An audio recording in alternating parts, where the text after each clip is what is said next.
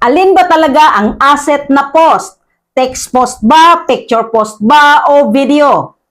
Ang sagot, hindi format ang totoong asset, kundi content na may value at kayang magtrabaho para sa'yo kahit tulog ka. Kapag ang post mo nag-a-attract ng audience, nagbe-build ng trust at nagko-convert into opportunity, asset yan. Pero himayin natin, unahin natin ang text post. Marami ang minamaliit ang text post. Sasabihin nila, wala nang nagbabasa ngayon.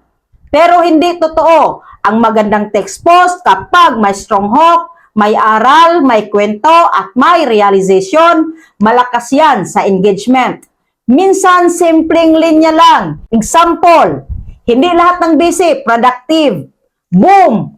Madaming makakarelate, madaming magko-comment. Ang text post, asset siya kapag nakakapag-isip ang tao. Dahil ang ideas ay asset. Now, pag-usapan natin ang picture post naman. Picture post is branding. Kapag nakikita ka ng tao consistently, nagkakaroon ng familiarity. At alam natin ang principle, people trust what they repeatedly see.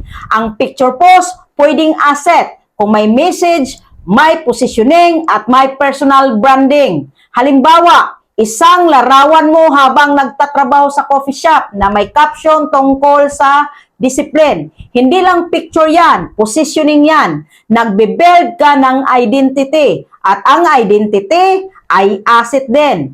Pero, kung pag-uusapan natin ang pinakamalakas na digital asset ngayon, ay ang video. Video ang hari. Bakit? Dahil ang video combines ng text, image, voice, emotion, and movement. Lahat nasa video.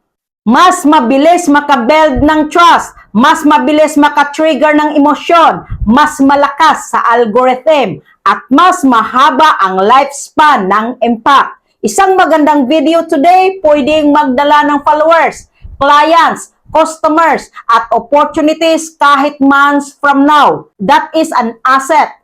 Pero tika, hindi ibig sabihin lahat ng video asset. May videos na content lang pero walang value. Entertainment lang, walang conversion.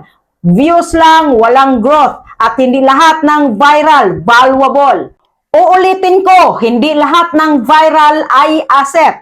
Asset ang content na may long-term return. Tanungin mo ang sarili mo, nagbibigay ba ito ng value? Nagdadala ba ito ng audience? Nagbubuo ba ito ng trust? Nagko-convert ba ito sa income o opportunity? Kapag oo, asset post yan. Now, kung ako tatanungin, ano ang best combination? Very simple. Use all three. Text post for authority. Picture post for branding. Video post for skill.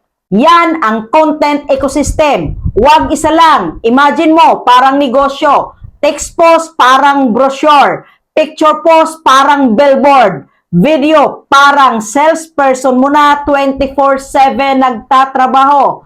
Lahat may role.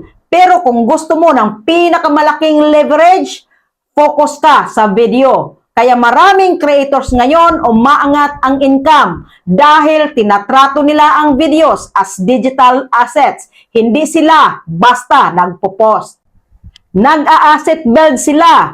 Big difference. At tandaan, ang content na ginawa mo ngayon pwedeng magpapayaman sa iyo bukas kung ginawa mo itong asset. Kaya next time, bago ka mag-post, huwag mong itanong anong type of post ang gagawin ko. Itanong mo, paano ko gagawing asset ang post na ito? Doon nag-iiba ang laro. Content creator ka na. Asset builder ka pa. At kapag asset builder ka, hindi ka lang naghahabol ng views, nagbe-build ka ng future. Kung may napulot kang aral dito, remember this, ang tunay na asset ay content na may value, may trust, at may return. At sa panahon ngayon, yan ang pinakamahalagang ipunin. Hindi lang pera, kundi digital assets. Salamat at keep creating with purpose. May natutunan ka ba? See you in the comment section.